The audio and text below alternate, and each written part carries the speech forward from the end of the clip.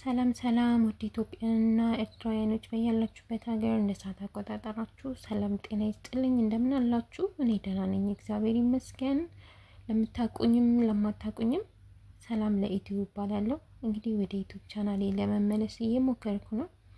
ቤተሰብ ያልሆናችሁ ሰብስክራይብ በማድረግ ቤተሰብ እንድትሆኑ በአክብሮት ጥሬን አስተላልፋለሁ። ቤተሰብ የሆናችሁ ደግሞ ብዙ ጊዜ ቪዲዮዎችን አፕሎድ አድርጌ አላቅም። አሁን ቶሎ ለማድረግ እሞክራለሁ። ፕሊዝ ሼር ማድረግ የምትችሉ ዩቲዩብ ቻናል ያላችሁ ሼር አድርጉልኝ፣ ትንሽ ቫይራሉ እንዲነሳ ማለት ነው። እንደዚሁም ሌሎቻችሁም ደግሞ ሰብስክራይብ በማድረግ ላይክ እና ኮሜንት አስተያየታችሁን በኮሜንት በመጻፍ ከጎኔ እንድትሆኑ በአክብሮት ጥሬን አስተላልፋለሁ። ዛሬ እየመጣሁበት እንግዲህ ስለ ሀኒ ነው። እውነት እኔ ስለ ሀኒ ድክም ነው ያለኝ፣ ማርያምን ከልቤ ነው ድክም ነው ያለኝ። በቃ ላይክ ስልኬንም ትቼው ሁላ ወደ ራሴ ለመመለስ ስልኬን ሳስቀምጠው ራሱ ካሜሮ ልትወጣ አትችልም ፍጹም ማለት ነው። እና ሁላችሁም እንደው በጸሎት አስቧት፣ በየሃይማኖታችሁ በጸሎት አስቧት። ያው የክርስትና እምነት ተከታይ የሆናችሁ ክርስትና ስሟ ተነግሯል፣ ወለተ ሀና ነው። ወለተ ሀና እያላችሁ የራሳችሁን ጸሎት ስትጸልዩ ጠዋትና ማታ አብራችሁ አስቧት እና እናቴ እመቤቴ ቅድስት ድንግል ማርያም በሰላም ወደ ቤተሰቦቿ ትመልሳት፣ ለልጇ ለእናት ለአባቷ ለሀገሯ በህይወት ታብቃት። ምክንያቱም በህይወት አለች የሚለው ተስፋ በጣም እየተስፋፋ ስለሆነ ማለት ነው። እና በጣም ከባድ ነው። ማርያምን ከፌስቡክ እስከ ቲክቶክ ከቲክቶክ እስከ ፌስቡክ ያለው ነገር እጅግ በጣም ከምናስበው በላይ ነው። እና እግዚአብሔር አምላክ ከእንደዚህ አይነት ውስጥ መጀመሪያ ያውጣን ይሰውረን ነው። ሁላችንም ስደተኞች ነን። ነገ ምን እንደሆነ የኛ ጠፋንታ አናውቀውም። ልዩነታችን ያው እሷ በባህር ነው የገባችው ስደት፣ አሁንም በባህር ወደ ሀገር ቤት ለመግባት በምታደርገው ሙከራ ነው እንደዚህ ነገር የተፈጠረው። ግን ስደተኛ ነው። ምንም በፕሌን ሄድን፣ እሷን በባህር ሄደች። ያገባባችንም ወይን እንዲሁ የጉዞአችን ልዩነት ነው እንጂ ስደት ነው። ኢሮፕ ኖራችሁ አረብ ሀገር ለኔ ስደት አንድ ነው። እጣ ፋንታችን ምን እንደሆነ አናውቀውም በአንድም በሌላ መንገድ። እና በቻልነው መጠን ሁላችንም ስፔሻሊ ስደተኞች የሰው ሰብአዊነት የሚሰማን ሰዎች ድምጽ እንሁን፣ ከተበዳይ ጎኖች እንሁን።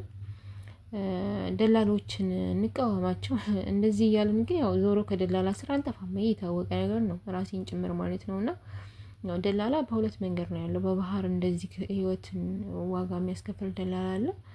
በስነ ስርዓት ደግሞ ብራችንን ጠብ አድርገን ቢያንስ የቻሉትን ዋጋ ከፍለው ቀጥታ በዓለም አቀፍ ኤርፖርት የሚያሳልፉን ደላሎች አሉና ጥሩ ደላሎችም አሉ ለማለት ያክል ነው። ግን ቶታሊ በባህር እንደዚህ የሚያጋጉዙ እንደ እቃ ወይንም አይዶን ነው እንደ ሸቀጣ ሸቀጥ እንደዚህ አይነት ደላሎችን እውነት ለመናገር ከስሩ ነቅለን ብንቃወማቸውና ብናጠፋቸው ደስ ይለናል። የብዙ ህይወት የመጥፋት እናት ያለ ልጅ፣ ልጅ ያለ እናት ያለያየብን የባህር ላይ ጉዞ ስለሆነ ማለት ነውና እናንተም ስደትን ስትመርጡ የባህር ላይ ጉዞን ባካችሁ በጣም ብዙ ጊዜ ተነግሯል። እነ ብሪክስ ሀበሻ እንግዲህ ከ15 ዓመት በላይ በዚህ ዙሪያ ላይ ሲያስተምሩን ነበርና የባህር ጉዞ በእናታችሁ ምንም አይነት ተስፋ ብትቆርጡም የባህር ላይ ጉዞ አትወስኑ፣ ሞክሩት፣ ደጋግማችሁ ሞክሩት። አዎ ቻሌንጅ አለው። በፕሌን ኢንተርናሽናል ኤርፖርት ለመውጣት ትልቅ ቻሌንጅ አለው። የብር ኃይል ይጠይቃል። ሙሉ የጤና ምርመራ አለው። ሙሉ ጤነኛም ካልሆናችሁ አታልፉም። ብዙ አይነት ቴክኒኮች አሉ። ብዙ አይነት ቻሌንጆች አሉ።